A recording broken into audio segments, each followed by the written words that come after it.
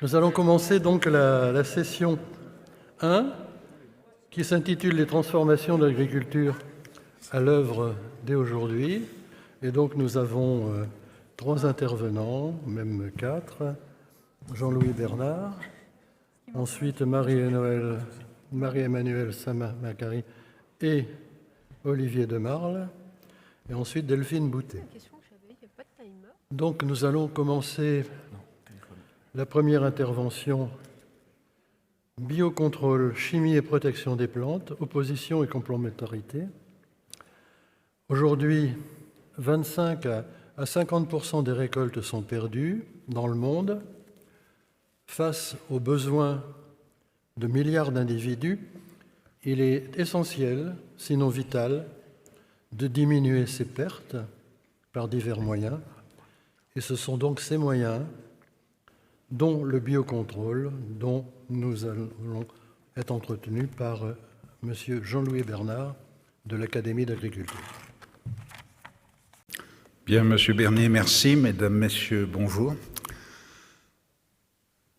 Donc, je vais avoir le plaisir de vous entretenir d'un sujet qui a été largement défloré ce matin, ce qui m'arrange bien, parce qu'un certain nombre de notions ont été présentées déjà par différents orateurs.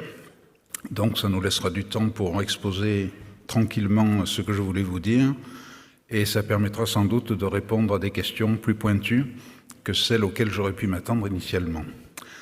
Donc, lorsqu'on m'a demandé de parler de ce sujet, biocontrôle, chimie, protection des plantes, opposition et complémentarité, puisque c'est là où on attend l'orateur, je me suis dit par quel bout vais-je le prendre? Je me suis dit il faut le prendre par le bout protection des plantes. Et il faut le prendre par le bout protection des plantes. Pourquoi? C'est que la protection des plantes n'est pas l'apanage de l'agriculture moderne ou de l'agriculture conventionnelle. Toutes les formes d'agriculture, quelles qu'elles soient, s'autorisent ou emploient des méthodes pour protéger les cultures contre les ennemis qu'elles arrivent à identifier. Vous l'avez tous vu dans un certain nombre de pays où l'agriculture n'est pas encore trop développée, il n'est pas rare de voir les gens dans les champs avec des binettes, voire encore, comme cela nous a été montré ce matin, arracher des herbes à la main. Dans des populations relativement lointaines, comme la Papouasie-Nouvelle-Guinée, il est courant de voir les gens ramasser les chenilles qui sont consommées parfois, chenilles qui vivent aux dépens des cultures vivrières qui sont installées dans des coins de forêt.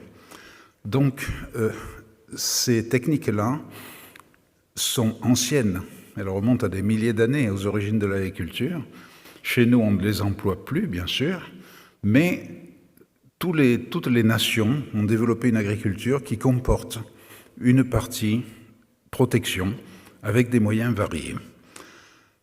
Alors, on se pose souvent la question, quelle est l'importance des dégâts effectifs aux cultures qui justifient la protection des cultures ou des méthodes mises en œuvre par les agriculteurs? Les études là-dessus sont peu nombreuses, elles sont souvent ponctuelles.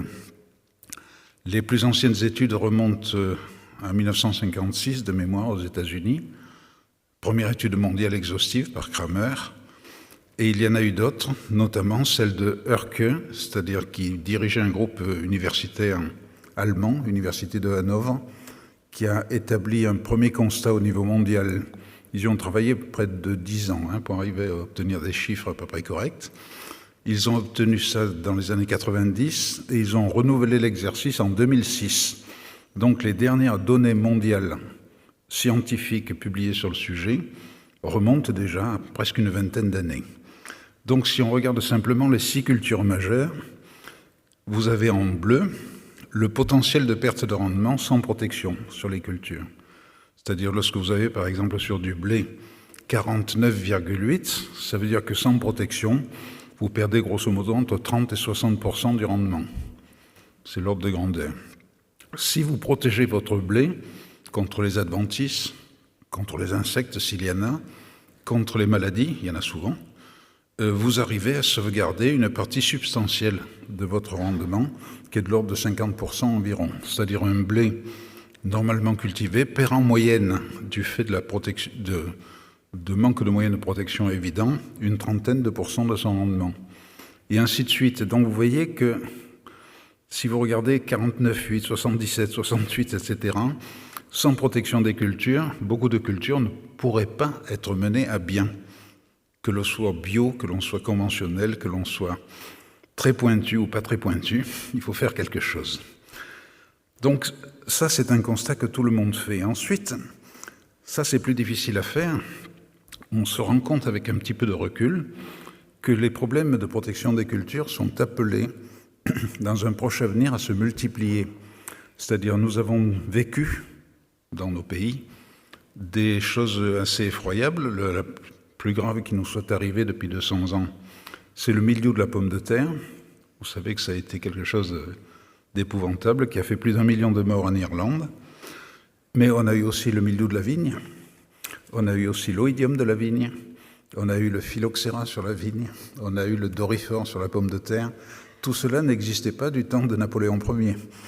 Tout cela est arrivé après. Et c'est contre ces maladies ou ces parasites invasifs que l'on a été amené à développer des moyens, notamment chimiques, de protection des cultures, mais aussi des moyens biologiques. Donc, avec l'évolution des transports, avec l'évolution des voyages touristiques, et j'espère que vous en faites de temps en temps, avec les échanges de marchandises par conteneurs entiers, nous introduisons, et ça c'est mesuré, de plus en plus d'organismes potentiellement nuisibles. Donc nous ne sommes pas à l'abri un jour ou l'autre d'avoir un nouveau épisode aussi grave que le doryphore de la pomme de terre, par exemple. Donc tous les systèmes de culture, de ce fait, sont amenés à chercher à mettre en place des méthodes les moins perturbantes possibles pour le milieu naturel pour se défendre. D'autant que la demande alimentaire progresse, on l'a vu ce matin, que les sols arables se raréfient en termes de surface et que cette pression invisible qui nous environne peut se révéler demain dramatique si nos agriculteurs sont dénués de moyens, quels qu'ils soient, de protection. Donc aujourd'hui, il existe quand même des points sur lesquels nous avons de grands consensus au niveau national. Le premier, c'est... Bon, quand je dis consensus, je fais simple. C'est cette notion qui est que l'agriculture, qui par essence est perturbatrice du milieu naturel, lorsque vous défrichez un espace pour y implanter une culture, vous perturbez les insectes qui vivent dans le sol, les vers de terre qui pourraient y séjourner, les bestioles qui vivent sur les adventices ou les plantes naturellement implantées sur le terrain. Vous labourez, vous perturbez le milieu. En revanche, on est bien d'accord sur le fait que cette perturbation qui est liée à l'acte agricole ne saurait être durable. On ne souhaite pas que le travail que l'on fait pour se nourrir, pour nous nourrir, atteigne le milieu naturel d'une manière qui, dans la durée, soit pour lui perturbatrice ou simplificatrice, en tout cas, ait des effets négatifs. Donc, il y a un consensus sur le fait qu'une agriculture dite écologiquement intensive, une agroécologie, peu perturbatrice du milieu naturel est l'objectif à atteindre. Pour cela, on essaie de trouver de plus en plus, et je vais vous le montrer, des moyens qui sont inspirés de la nature. Et le biocontrôle s'inscrit complètement là-dedans. Cela dit, la notion même de biocontrôle, et c'est un peu dramatique à mon sens, est loin d'être partagée. C'est-à-dire, suivant les pays où vous allez, lorsque vous parlez de biocontrôle, eh bien, les gens ne mettent pas les mêmes choses derrière. Et ça, c'est vraiment très dommageable parce que nous avions les moyens, me semble-t-il, de faire autrement. Alors aujourd'hui, pour des agriculteurs européens qui veulent protéger leur culture, comment s'y prennent-ils ? Ils s'y prennent tous à peu près de la même manière. C'est-à-dire, pour prendre l'exemple d'un blé, pour faire simple, on réfléchit à ce qu'on devrait faire avant le semis et ensuite on regarde ce qui se passe après. Alors, avant le semis, c'est ce qu'on appelait ce matin la prophylaxie. Il existe énormément de choses que l'on peut faire. C'est-à-dire, celui qui plante un tournesol dans un sol qui a déjà porté du tournesol et qui se trouve dans une parcelle en bas-fond sous un climat humide, il n'y a pas photo, il aura beaucoup de mal, même avec des produits chimiques, de faire une bonne récolte de tournesol. En revanche, s'il y a une rotation, ça fait partie des mesures d'ordre général. Si on choisit des techniques de travail du sol qui soient adaptées à la culture en question, c'est-à-dire cultiver une plante à pivot avec un simple travail superficiel, dans certains cas, ça ne marche pas très bien, ou il peut y avoir des problèmes. On regarde les dates de semis. Si vous semez à contre-saison, vous aurez des problèmes. Donc tout ça, c'est quelque chose que les agriculteurs font automatiquement avant que la culture soit mise en place. Ensuite, il y a des choses que l'on peut faire plus spécifiquement dirigées contre les bioagresseurs que l'on craint. L'exemple le plus classique, on peut le trouver sur les arbres fruitiers, par exemple. Si vous êtes producteur de prunes dentes pour faire du pruneau d'Agen, excellent produit au demeurant, vous avez intérêt, lorsque vous faites la taille hivernale, à bien débarrasser les arbres de toutes les brindilles touchées par un champignon qu'on appelle le monilia, toutes les petites prunes sèches qui sont restées sur l'arbre touchées par le même champignon, et vous avez intérêt à brûler tout ça. Pas à en faire du compost au pied des arbres, à le brûler, parce que vous diminuez la pression d'inoculum du champignon avant le début de la saison. Donc tout ça, ce sont des mesures préventives que l'on peut appliquer. Lorsqu'on les connaît, il faut les appliquer. Ensuite, vous faites votre semis et vous attendez que les choses se passent. Alors, vous avez 3 grandes catégories de moyens que vous pouvez utiliser suivant les problèmes qui surviennent. Vous avez des procédés physiques. Bon, j'ai mis en tête de liste le sarclage mécanique. Bon, sarclage mécanique, vous êtes sur un maïs, vous avez une bineuse mécanique adaptée. Lorsque l'herbe commence à lever, vous passez dans votre maïs et avec votre bineuse, vous nettoyez l'herbe qui est encore jeune, qui est facile à déraciner. Vous avez utilisé un procédé physique. Vous avez des procédés biologiques. On en a parlé ce matin pour le même maïs. Si vous avez un maïs et des pressions de pyrale, qui est le bioagresseur le plus redoutable, relativement moyennes, vous avez tout intérêt à utiliser des trichogrammes. Ce sont de petites guêpes qui sont élevées industriellement, que l'on lâche dans les champs de maïs, et ces petites guêpes vont aller pondre dans les œufs de la pyrale et empêcher les chenilles de naître. Donc c'est un moyen biologique. Et ensuite, vous avez des procédés chimiques, herbicides, fongicides, etc. Donc tous les agriculteurs ont ce type de raisonnement, c'est-à-dire avant la mise en place de la culture, il y a un raisonnement à tenir, des choix à faire. Et une fois que la culture est en place, suivant les problèmes qui surviennent, vous sortez de votre boîte à outils l'un ou l'autre des moyens. Alors, je vous ai dit que le biocontrôle avait des définitions différentes. Je vais vous en donner un petit aperçu rapide. En France, nous avons une définition qui maintenant figure dans le code rural. Dans le code rural, vous avez un article, je vous l'ai reproduit, là in extenso. Le biocontrôle sont des agents et produits utilisant des mécanismes naturels dans le cadre de la lutte intégrée. Et avec 4 catégories, macro-organismes, donc insectes auxiliaires par exemple, micro-organismes, des champignons, des bactéries, médiateurs chimiques, on en a parlé ce matin avec les phéromones, et substances naturelles, on va en reparler. Donc nous avons en France une définition, on est très contents, sauf que cette définition, elle est nationale. Elle est nationale, elle n'est même pas européenne, et d'un pays à l'autre, on a des choses différentes. Alors, avant que le biocontrôle ne vienne à la mode, il y avait des groupements de techniciens, notamment en arboriculture. L'un des plus connus pour la France, c'est le Club Adalia. Donc des gens qui s'occupent de promouvoir des techniques qu'on appelle protection intégrée. La protection intégrée, c'est une philosophie de protection des plantes qui privilégie la mise en œuvre de moyens naturels avant de songer à tout autre moyen. Donc avant de sortir la bineuse, avant de sortir le pulvérisateur, on essaie de réfléchir quels sont les moyens naturels qui sont à ma disposition pour résoudre les problèmes que je risque d'avoir sur la culture. Donc ils avaient produit, ces gens-là, une définition, il y a déjà assez longtemps, ça doit faire presque une trentaine d'années. Ils disaient le biocontrôle, c'est l'ensemble des méthodes de protection qui utilisent des mécanismes naturels. Vous avez là la définition du Club Adalia in extenso. Alors, aux États-Unis, c'est là où c'est très perturbant pour nous. La notion de biocontrôle est très différente. Alors, c'est vrai que ça se rattache aux moyens naturels, aux mesures naturelles que l'on peut prendre. Mais aux États-Unis, outre les macro-organismes, c'est-à-dire les petites guêpes par exemple, on parle de biopesticides, pas tellement de biocontrôle, mais on parle de biopesticides, et ça recouvre tout un tas de catégories de moyens de lutte dont certains sont chez nous interdits. Alors vous avez par exemple les protéines insecticides de la bactérie Bacillus thuringiensis.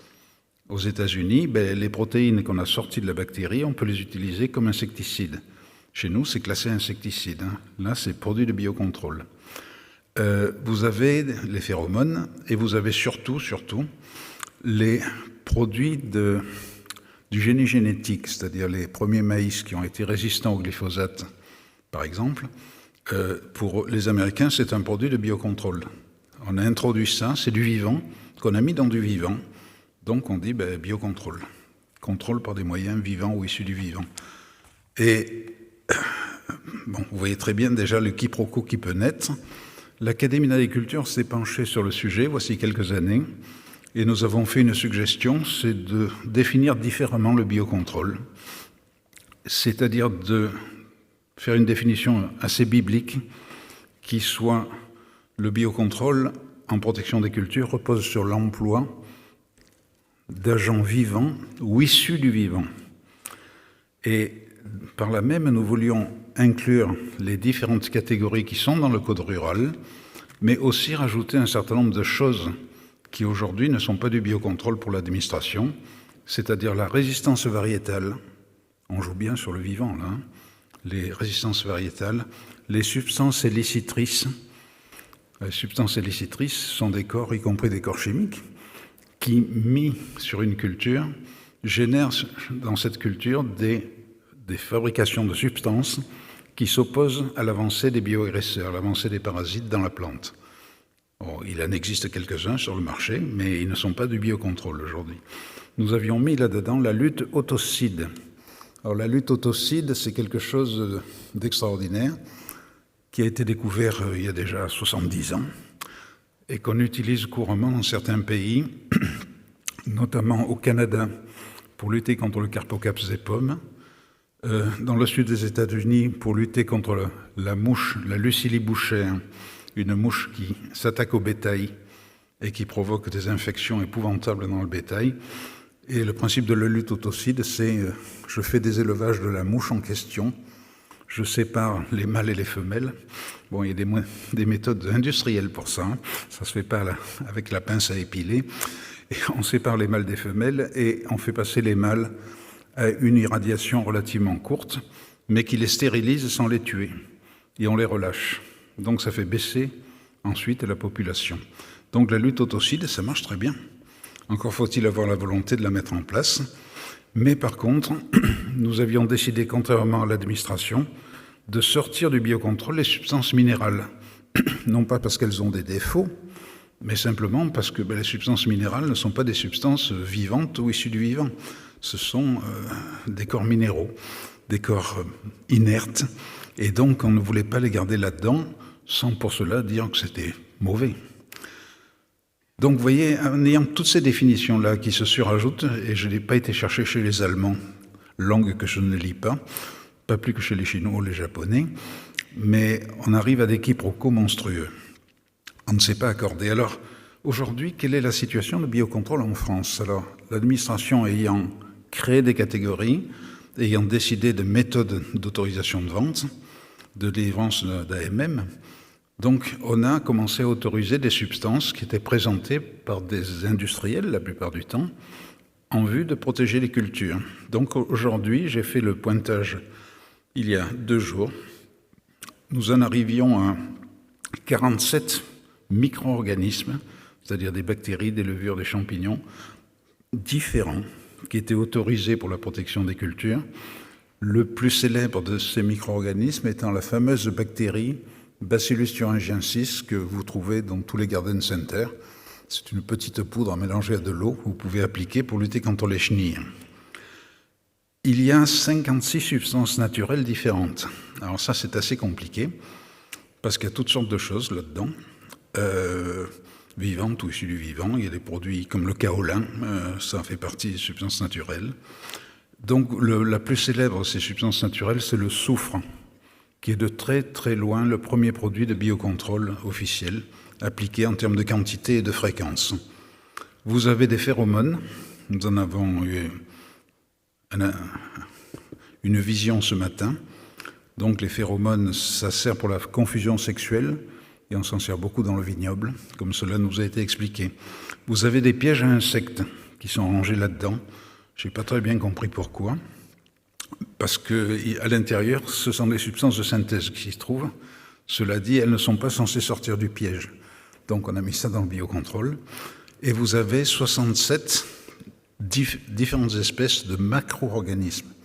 Alors vous avez là-dedans des guêpes, vous avez des mouches, vous avez des coccinelles, vous avez des tas de choses sympathiques. 67 espèces qui sont vendues isolément ou associées, la plus célèbre étant le fameux trichogramme contre la pyrale du maïs. Donc voilà, aujourd'hui, voilà ce que représente officiellement le biocontrôle en France. Alors, je voulais faire quelques remarques, puisqu'on est dans un milieu où on essaie de parler de la chimie quand même, et de parler de chimie dans une perspective d'agriculture durable. Le biocontrôle n'exclut pas la synthèse chimique. C'est-à-dire, un des points forts du biocontrôle aujourd'hui, ce sont les phéromones. Phéromones qui sont variés, qui sont difficiles à fabriquer, qui sont impossibles à fabriquer par la voie extraction biologique. Donc on les synthétise, on fait de la chimie de synthèse pour copier une substance naturelle qu'on ne saurait produire à partir du milieu naturel lui-même. Donc toutes les phéromones sont de synthèse, donc le biocontrôle n'exclut pas, ne serait-ce que sur cet exemple, la chimie de synthèse. Il faut savoir aussi que certains produits de biocontrôle qu'on a mis sur le code rural sont utilisés depuis très longtemps. Le soufre est utilisé depuis 170 ans de manière industrielle. On en utilise beaucoup moins aujourd'hui qu'autrefois, mais on en utilise encore pas mal. Et enfin, il faut savoir que de toute manière, le biocontrôle, qu'on le définisse ce soit en France, en Allemagne ou aux États-Unis de façon différente, nous avons une réglementation européenne qui ne parle pas du biocontrôle. La réglementation européenne dit que, depuis une dizaine d'années maintenant, que tous les pays européens doivent essayer de converger pour conduire leur protection des cultures suivant les principes de la lutte intégrée, protection intégrée des cultures, c'est-à-dire utiliser l'ensemble de la boîte à outils disponible de manière intelligente. Donc l'emploi des produits de biocontrôle s'inclut là-dedans, et la protection intégrée des cultures, au sens européen du terme, n'exclut pas les produits chimiques de synthèse. Alors le biocontrôle en France aujourd'hui, c'est environ 10% du marché français, une valeur qui tangente les 200 millions d'euros, une croissance rapide, et une domination écrasante des substances naturelles, puisque nous avons les médiateurs chimiques, nous avons les macro-organismes, nous avons les micro-organismes, mais nous avons surtout le soufre. Le soufre représente l'essentiel des produits de biocontrôle en termes de quantité et d'application.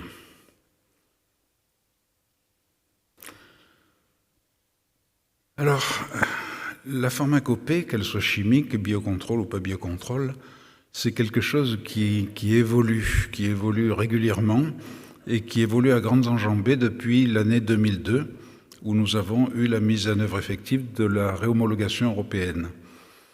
Alors, depuis 1943, ça c'est la racine de la réglementation française, la loi exige que tout produit destiné à la protection des cultures fasse l'objet d'une autorisation de vente délivrée par l'État sur la base d'un dossier qui est constitué par l'industriel, fourni par l'industriel.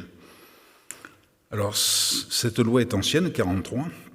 Inutile de vous dire qu'elle a été rafistolée, ravaudée, complétée, allongée des dizaines de fois.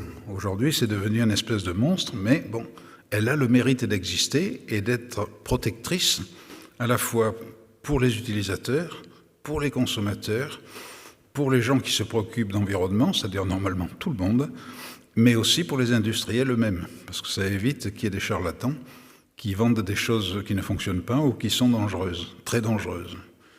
Donc aujourd'hui, sans autorisation de vente, vous n'avez pas d'utilisation possible. Alors cela dit, l'évolution s'est faite d'une manière différente suivant les époques.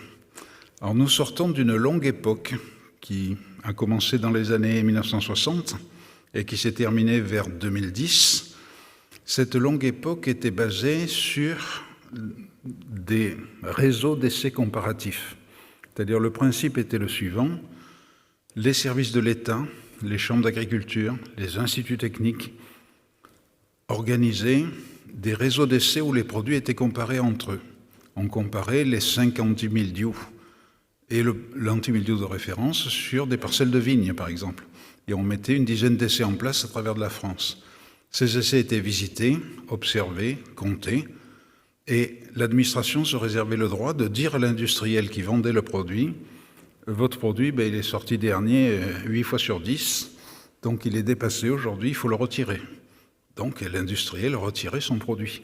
Donc il y a eu un écrémage comme ça qui s'est déroulé sur une période de 40 ans, qui a permis de faire monter les efficacités vers le haut, en même temps que les dossiers toxicologiques qui arrivaient sur le côté permettaient d'éliminer les produits les plus dangereux. Donc on a une pharmacopée qui s'est écrémée considérablement au fil du temps, en faisant sortir des organophosphorés très toxiques, en faisant sortir le DDT, le lindane et tous ces organochlorés qui étaient trop rémanents ou dangereux pour l'environnement. Donc ces essais officiels, malheureusement, ont été arrêtés. Donc aujourd'hui, nous manquons, je vous le redirai sans doute encore une fois, nous manquons de ce référentiel qui permettait de suivre en temps réel l'évolution de la pharmacopée dans ses performances agronomiques. Alors voilà un tableau que vous ne verrez pas partout, qui vous parle des manières dont les produits de protection des plantes en général sont obtenus. C'est-à-dire, je dis souvent, si on prend la définition du biocontrôle dans le code rural, et si on regarde l'état de la pharmacopée en France avant la loi de 43, c'est-à-dire en 1939, j'ai fait l'exercice, on se dit, mais nous avons reculé considérablement. Si on regarde les tonnages de produits phytosanitaires vendus en 1939 et la définition actuelle du biocontrôle, on se rend compte que 98% des produits vendus en 1939 étaient des produits de biocontrôle au sens de la réglementation d'aujourd'hui. Pourquoi ? Parce qu'on vendait surtout du soufre, on vendait du cuivre, on vendait des arsénicaux, des insecticides arsénicaux beaucoup, on vendait des insecticides fluorés, on vendait des tonnages faramineux d'acide sulfurique pour désherber les cultures. Donc tous ces produits peu sympathiques sont des produits, substances naturelles, minéraux, et ça rentre dans la pharmacopée, ça pourrait rentrer dans la pharmacopée actuelle. Mais bon, on les a dégagés, c'est très bien comme ça. Donc aujourd'hui, il vous reste dans la pharmacopée de 2020 22 substances minérales ou organométalliques. Alors c'est essentiellement des sels de cuivre, du soufre, mais aussi un certain nombre de substances minérales diverses et variées, du kaolin par exemple, etc. Mais à vrai dire, c'est une catégorie qui ne bouge pas beaucoup et qui, à mon avis, ne bougera pas beaucoup. Vous avez ensuite des substances organiques, au premier rang desquelles des produits anciens de type huile, huile minérale de pétrole, huile de colza, pour traiter les arbres fruitiers l'hiver par exemple, mais ça fait peu de produits ça. Vous avez des substances naturelles, alors elles ont fait un bond formidable ces dernières années en fonction justement de l'ouverture de la catégorie biocontrôle. C'est-à-dire on a homologué successivement par exemple une dizaine d'huiles essentielles. Huile essentielle de menthe comme antigerme sur les pommes de terre. Vous avez huile d'orange douce contre les cochenilles et des arbres fruitiers. Vous avez un certain nombre de produits comme ça qui ont été autorisés. Et ensuite, vous avez les molécules de synthèse, alors qui constituent encore le gros du bataillon, mais au sein desquels s'est fait un très gros écrémage, notamment au début des années 2000. Alors depuis, un certain nombre de produits ont été autorisés à nouveau, mais cette catégorie qui régnait en maître dans les années 70-80, aujourd'hui est quand même amputée de beaucoup de ces éléments. Alors vous avez une catégorie que pour ma part je trouve très intéressante. Ce sont les substances de synthèse mimétiques de substances naturelles. Vous avez là-dedans des produits assez formidables. On a observé dans la nature des effets On a retrouvé dans la nature les substances naturelles responsables de ces effets, insecticides ou herbicides ou fongicides, et on a synthétisé des analogues qui avaient les mêmes propriétés, qui fonctionnaient de la même manière, mais qui étaient soit un petit peu plus persistants, soit un petit peu moins toxiques que les substances naturelles. Et vous avez toute une catégorie de produits qu'on appelle les mimétiques, qui sont des produits tout à fait intéressants et très proches du naturel, en fait, bien qu'obtenus par synthèse. Vous avez de rares produits obtenus par fermentation bactérienne, et vous avez bien sûr beaucoup d'organismes vivants. En fonction de la nouvelle évolution réglementaire, vous avez plus de 110 solutions issues d'organismes vivants aujourd'hui pour protéger les cultures. Alors, quelques évolutions récentes, malgré tous ces changements, on a peu d'incidence sur la réduction d'emploi des produits de protection des plantes, quantitativement parlant. On utilisait en l'an 2000 environ 100 000 tonnes de produits, dont 30 000 tonnes de cuivre de soufre. À l'heure actuelle, on utilise un peu moins de cuivre, un peu plus de soufre, et la moyenne des dernières années, c'est 60 000 tonnes. 60 000 tonnes, sachant qu'on utilisait plus de 300 000 tonnes de produits de protection des plantes dans l'année 1939 dont je vous ai parlé. Donc, ça, contrairement à une idée reçue, on va plutôt vers une réduction. Alors nous avons, ça a été dit ce matin, un nombre croissant d'usages orphelins. Ça, c'est pour les agriculteurs, c'est dramatique.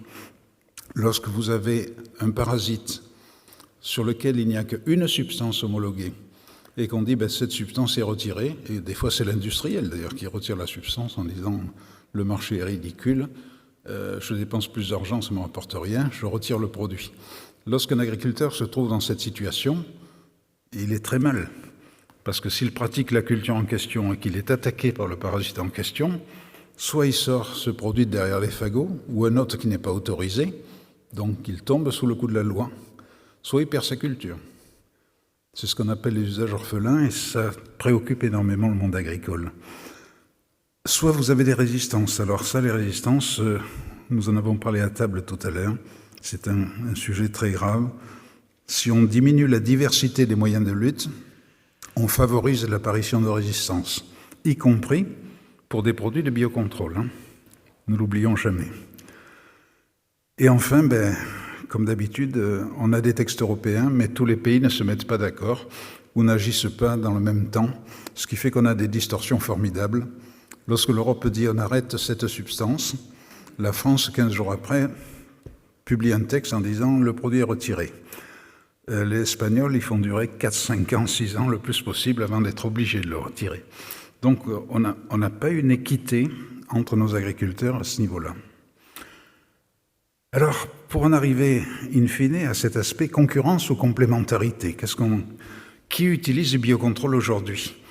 Alors, le biocontrôle est un grand succès dans les cultures sous abri, là où on maîtrise l'humidité, l'aération, la température, etc.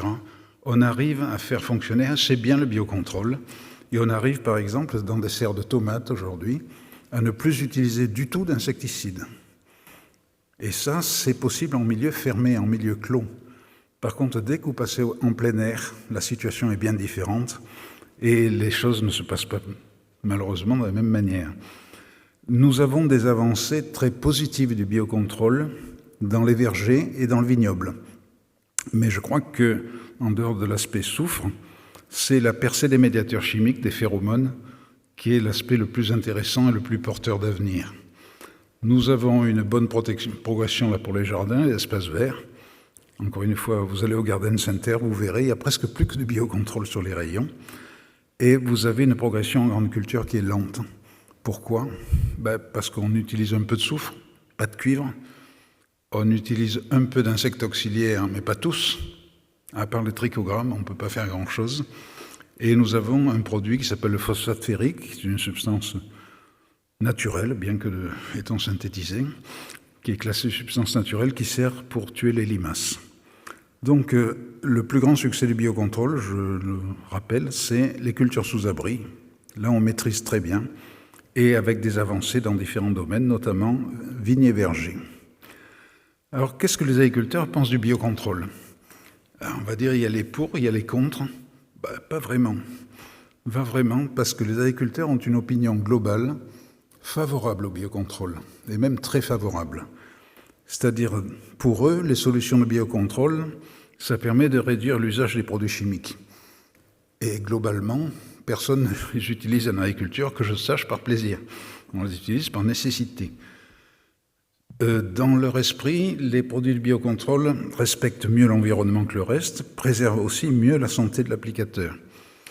Et cela dit, ils se plaignent d'être insuffisamment informés et d'avoir suffisamment peu d'informations pour pouvoir douter de l'efficacité des produits qu'on leur propose. Et cet aspect-là est très important, ça rejoint le problème des réseaux d'essais dont je vous parlais. Et enfin, quels sont les atouts du biocontrôle pour son développement? Eh bien, ce sont des produits qui, globalement, au point de vue toxicologie et écotoxicologie, sont plutôt favorables. Ils évoluent dans un contexte sociétal qui est positif, donc il y a une attente à ce niveau-là. Ils bénéficient d'avantages concurrentiels très importants qui sont accordés par l'État. Pourquoi pas? Il y a une augmentation sérieuse du nombre de start-up qui travaillent sur ces sujets-là. Donc, les choses évolueront malgré tout. On fera des avancées. Les grands groupes internationaux y ont mis de l'argent. Donc, là aussi, c'est positif. Et il y a des potentiels prometteurs autour de la semence, notamment. Cela dit, les agriculteurs sont très regardants sur l'aspect économique. Ils disent, je veux bien y aller. Si ça marche, et qu'est-ce que ça me coûte? Donc, il faut tenir compte de ces aspects-là. Et enfin, il existe des freins. C'est que beaucoup de solutions de biocontrôle s'adressent à des marchés de niche, de tout petits marchés, donc qui ne peuvent pas supporter des coûts très importants. Dans les grandes catégories, maladies des céréales par exemple, on a peu de solutions. Sur les maladies de la vigne, on n'en a pas tant que ça non plus. Il y a la prudence, la circonspection, le scepticisme des utilisateurs dont je vous parlais tout à l'heure. Le biocontrôle ne garantit pas contre les risques d'apparition de résistance. Et il y a un besoin énorme, absolument énorme, viscéral, de conseils au niveau des utilisateurs. Et pour conclure, je répondrai volontiers à vos questions, s'il y en a. Dans son état actuel, la protection des cultures a besoin de solutions nouvelles, très sérieusement, quelle que soit leur origine, biocontrôle ou pas. On est en demande de solutions aujourd'hui dans le monde agricole. La combinaison des moyens de lutte, protection intégrée, c'est quelque chose d'incontournable. C'est une exigence européenne, mais il faut y aller, c'est la voie du salut, je pense. Au plan scientifique, opposer chimie de synthèse et produits naturels n'a pas beaucoup de sens. Je vous parlais tout à l'heure des substances mimétiques. On a des substances mimétiques de produits naturels qui sont bien moins toxiques que le produit naturel lui-même. Cela dit, parce qu'ils sont de synthèse, on se les interdit. Vous voyez, on arrive à des paradoxes absolument bizarres. Et globalement, il reste à souhaiter que l'évolution de ce monde-là, protection des cultures, se fasse par la science et par l'innovation, plutôt que par les fake news dont on a abondamment parlé ce matin et qui malheureusement sont nombreuses. Voilà, je vous remercie pour votre attention.